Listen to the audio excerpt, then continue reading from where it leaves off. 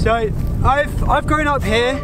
Well, not actually here in this field, but I've grown up in this area, and for as long as I can remember, this has been agricultural fields that have just been segregated by ditches. Look, here's a ditch. And in this particular area, there's not even any hedgerows. And without the sea wall, which is running along here like this, without that, all of this land would be salt marsh. Yes, it may be remote out here, and you may see the occasional badger or barn owl, but it's definitely not living up to its potential. And it's that potential which I want to explore in this video. We'll explore how much this land might be worth once it's rewilded, considering not only its monetary value, but also quantify the value of the many ecological benefits and ecosystem services. And I hope to encourage you to look at your own land, your town, and apply the same model and discover what can be done.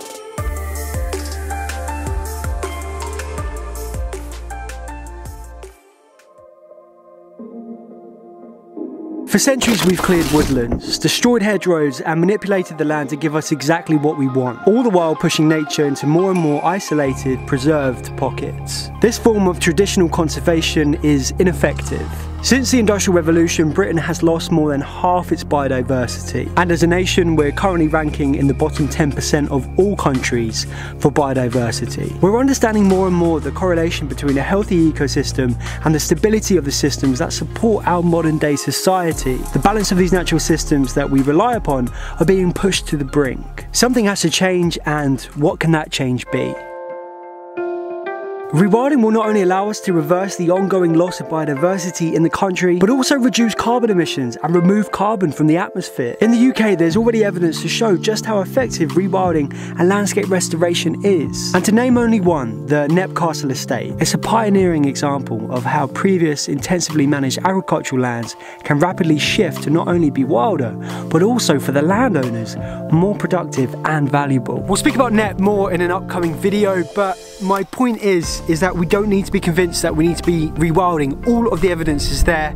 All we have to do is just do it. And you know, by rights, this should be salt marsh. Yes, there are some wildlife out here, but it's really not living up to its potential. But just over the sea wall here, just over the river here, sorry, you have Wallasey Island, which was at the time the largest restoration of coastal marshland in Europe. Working with the Crossrail project, it shipped over 3 million tonnes of earth to construct the many marshland habitats. And now there's many new species being supported there, wildlife enthusiasts enjoy it, and importantly, it's providing many of the unseen environmental benefits. So if it can be done over there, why can't it be done here? Well, the answer is that these fields, these agriculture fields, these are people's livelihoods. So if the landowners are to alter them in any way, it has to benefit them financially. That's why you see so many fields, like further in the town. That's why we're seeing so many fields now which are turning to development, because it makes the landowners more money. But what if there was another way? The UK is going into a new era of land management. We know that the UK is figuring out the finer details of the new ELM scheme, environmental land management, which will offer payments to landowners to manage their land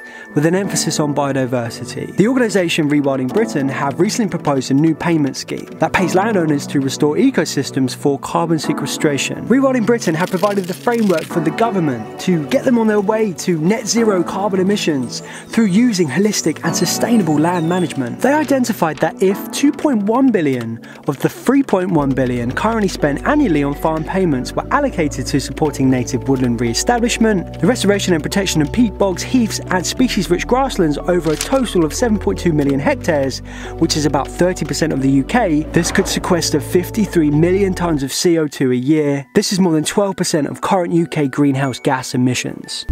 So what I want to do now is take that new payment model which has been proposed by Rewilding Britain and apply it here and figure out how much this land might be worth in payments. And I also want to think about some other ways that this land can make money through things like ecotourism, and also we'll think about how much carbon this land might store once it's been newly rewilded. But before I explain how I'm going to do this, it's important to explain to you how Rewilding Britain have assigned a monetary value to different ecosystems and their ability to sequester carbon.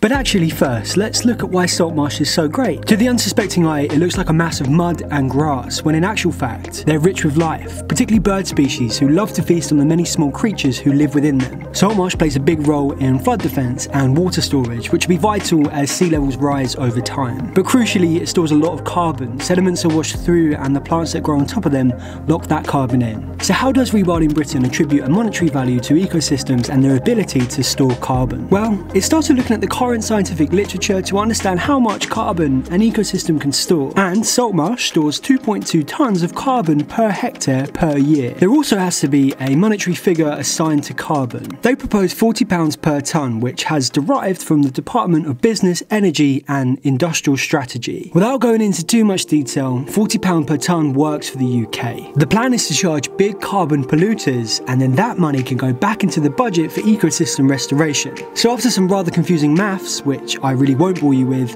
we arrive at salt marsh being eligible for payments of £322 per hectare. To map the area, I'm going to use Google Earth. As I plot the area, there are some things to bear in mind. I am being conscious to mostly avoid buildings that look residential, and I don't know how many landowners are included within the area. But it's worth mentioning that in Rewilding Britain's proposal, in their report, they mention the importance of landowners working together to find ways to restore their lands. And I'm hoping that the people of the marshes, the Burnham marshes, won't have a problem with rewilding. So, further north there's a reasonably large area of intact salt marsh. But again, right up against it is arable fields. I decided to map an area which extended to this existing area of salt marsh. You'll notice that I included less arable land in this existing area, but I pulled it out further south in the area which I think really needs rewilding.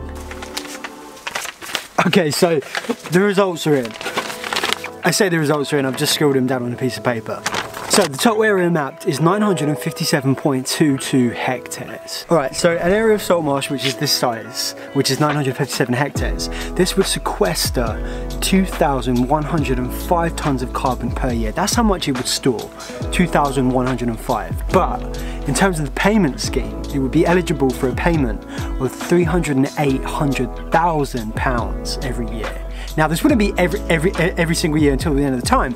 This would be until it was restored to productive salt marsh. And on a relatively small piece of land, that seems like an awful lot of money. And I haven't even gone into how much money this land can make through ecotourism, but for example, a place like Nep, which is actually quite a lot bigger and they've got a few other things going on, they make £500,000 a year through things like camping, safaris, and glamping is the last one. Camping and glamping is the same thing. So there's definitely potential to make more money through ecotourism, but this, this whole project definitely has some caveats. Firstly, this pricing scheme has only been proposed by Rewilding Britain. It's not definitely happening yet. And for this particular project, there's so much that needs to be considered. There's certainly potential, but it will take a lot of time and effort to fully realise this. Britain has a real opportunity to become a rewilding nation. And with these new schemes and these new policies, I think we can do it. If you want to know more about them, watch the video that's on the screen now. But in the meantime, thank you so much for watching.